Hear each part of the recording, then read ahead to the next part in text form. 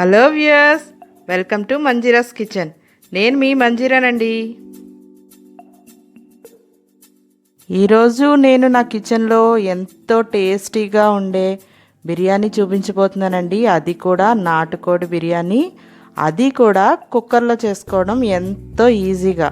కుక్కర్లో బిర్యానీ చేసుకోవడం అంటే మామూలుది ఎలా అయినా చేసుకుంటాం, నార్మల్ చికెను. కానీ నాటుకోడి బిర్యానీ మనం స్పెషల్గా ఏమీ బాయిల్ చేయాల్సిన అవసరం లేకుండా చూపిస్తున్నానండి. ఇది చాలా బాగుంటుంది. నేను దీనికోసం ఒక 1/2 కిలో నాటుకోడి తీసుకున్నాను. ఇలా ఉంటుంది కదండి, మనకి ఇలా లేయర్తోనే ఉంటుంది నాటుకోడి. చాలా బాగుంటుంది. ఇలా స్కిన్తోనే తీసుకోండి. నేను ఇలా శుభ్రం చేసి పక్కన పెట్టుకున్నాను. ఇప్పుడు దీంట్లోనే మనము ముందు కొంచెం మ్యారినేట్ చేసుకోవాలండి. దీంట్లో నేను ఒక 1/2 స్పూన్ పసుపు వేసాను మ్యారినేషన్ కోసం. అలాగే 1 స్పూన్ సాల్ట్ వేస్తున్నానండి. నేను చికెన్కి సరిపడా మాత్రమే వేస్తున్నాను. అలాగే 1 స్పూన్ కారం వేసాను. దీంతో పాటు మనం 1 స్పూన్ అల్లం వెల్లుల్లి పేస్ట్ కూడా వేసుకోవాలి ఇందులోనే. అలాగే ఇందులో నేను 1 స్పూన్ ధనియాల పొడి వేస్తున్నాను. అలాగే వీటితో పాటు ఒక 1/2 స్పూన్ గరం మసాలా వేస్తున్నాను. ఈ క్వాంటిటీస్ అన్నీ చూసుకోండి, మీరు ఇలాగే వేసుకోండి. నేను ఒక 2 స్పూన్స్ లెమన్ జ్యూస్ కూడా వేస్తున్నానండి ఇందులోను. నిమ్మరసం వేసిన తర్వాత నేను ఒక 1/2 కప్పు పెరుగు వేస్తున్నానండి ఇందులో. ఈ పెరుగు వేయటం వల్ల మనము చికెన్ని ఎక్కువ బాయిల్ చేయాల్సిన అవసరం లేకుండా ఇది మెత్తగా బాయిల్ అయిపోతుంది మనకి బిర్యానీలోనే. ఇప్పుడు మనం వేసుకున్నవన్నీ కూడా ఈ పీసెస్కి బాగా పట్టేలాగా బాగా కలుపుకోవాలండి. అంటే మనం మసాలాలు, అల్లం వెల్లుల్లి పేస్టు అన్నీ వేసాం కదా, ఇవన్నీ వేసేసి బాగా కలుపుకున్న తర్వాత దీన్ని ఒక 1/2 అవర్ పాటు ఇలాగే పక్కన పెట్టి ఉంచుకుందామండి. ఆ తర్వాత మనం మిగతా ప్రాసెస్ చేసుకుందాం. నేను ఇప్పుడు బిర్యానీ ప్రిపేర్ చేయడానికి కుక్కర్ పెట్టాను స్టవ్ పైన. దీంట్లో ఆయిల్ వేస్తున్నానండి. ఒక 4 టేబుల్ స్పూన్స్ ఆయిల్ వేసాను. దీంట్లో మనము బిర్యానీ కోసం హోల్ గరం మసాలా వేస్తాం కదండి, అవన్నీ కూడా నేను వేసుకుంటున్నాను ఒకటిని. హోల్ గరం మసాలా అంతా వేసిన తర్వాత మనం మీడియంలో పెట్టుకొని ఫ్లేము మెల్లగా ఫ్రై చేసుకోవాలి. ఇవన్నీ ఫ్రై అయిన తర్వాత మనం ఒక మీడియం సైజు ఆనియన్ తీసుకోనండి, దాన్ని మనం స్లైసెస్గా కట్ చేసుకొని ఇందులో వేసుకోవాలి. ఇవన్నీ నేను ఫ్రై చేస్తున్నాను కదా, ఇవి బాగా ఫ్రై అయిన తర్వాత మిగతా వేసుకుందాం మనం. నేను వీటితో పాటు 4 చిల్లీస్ వేసానండి, ఇలాగ పొడవుగా కట్ చేసుకొని. అలాగే నేను ఒక 1/2 ఆనియన్ వేస్తున్నాను.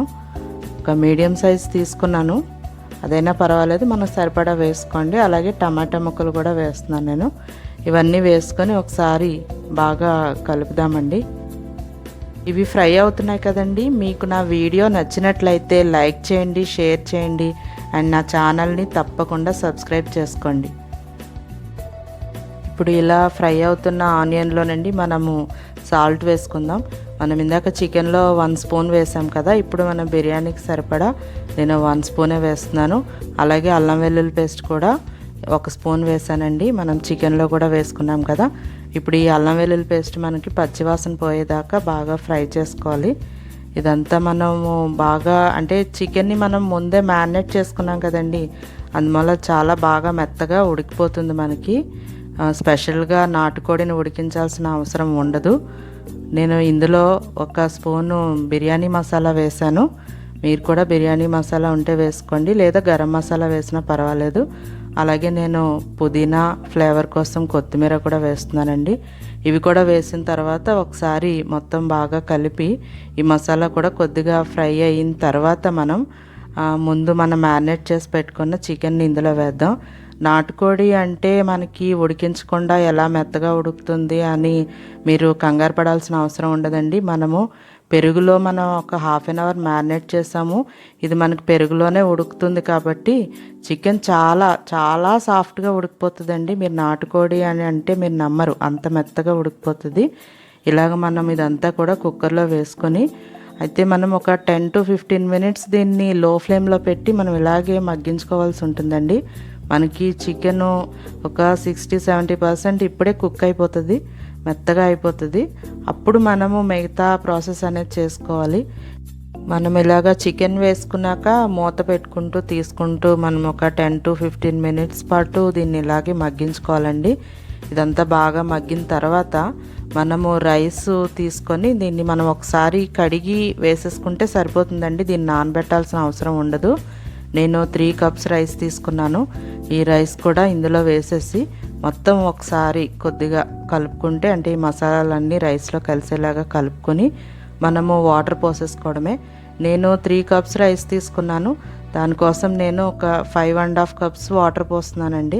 యాక్చువల్గా 6 కప్స్ పోయాలి కదా, నేను ఒక హాఫ్ కప్పు తగ్గించి వేస్తున్నాను. ఎందుకంటే మనం ఇందులో పెరుగు వేసుకున్నాం కదండి, బాగా కుక్ అయిపోతుంది. ఇలా వాటర్ ఒక హాఫ్ కప్పు తగ్గించి వేసుకుంటే సరిపోతుంది.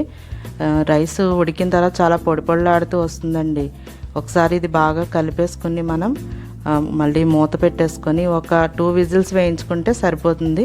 మొత్తం రైసు చికెను కూడా బాగా మెత్తగా ఉడికిపోతాయండి. మీకు నా వీడియో నచ్చినట్లయితే లైక్ చేయండి, షేర్ చేయండి అండ్ నా ఛానల్ని తప్పకుండా సబ్స్క్రైబ్ చేసుకోండి. కుక్కరు 2 విజిల్స్ వేయించుకున్నాం కదండి, అది మొత్తం ప్రెషర్ పోయిన తర్వాత నేను డిష్ అవుట్ చేసేసుకుంటున్నాను. చూడండి, చాలా ఎమ్మీగా ఉంటుంది ఈ బిర్యానీ. పొడి పొడిలాడుతూ వస్తుంది చూసారా రైస్ అంతా కూడా. మనం ఈ రైస్ని నానబెట్టుకోవాల్సిన అవసరం లేదండి. చక్కగా ఒకసారి కడిగేసి వేసేసుకుంటే సరిపోతుంది. అలాగే మీకు ఇందులో చికెన్ పీసెస్ కూడా నాటుకోడి పీసెస్ అంటే మీరు నమ్మరు, అంత సాఫ్ట్గా ఉంటాయండి. చాలా ఎమ్మీగా ఉంటుంది. మీరు ఇలాగా ఆనియన్ లెమన్ పెట్టుకొని తింటే మీరు చాలా ఎంజాయ్ చేస్తారు. బిర్యానీ ఇష్టపడే వాళ్ళకి చాలా బాగా నచ్చుతుంది. తప్పకుండా చేసుకొని ఈ టేస్ట్ని ఎంజాయ్ చేయండి.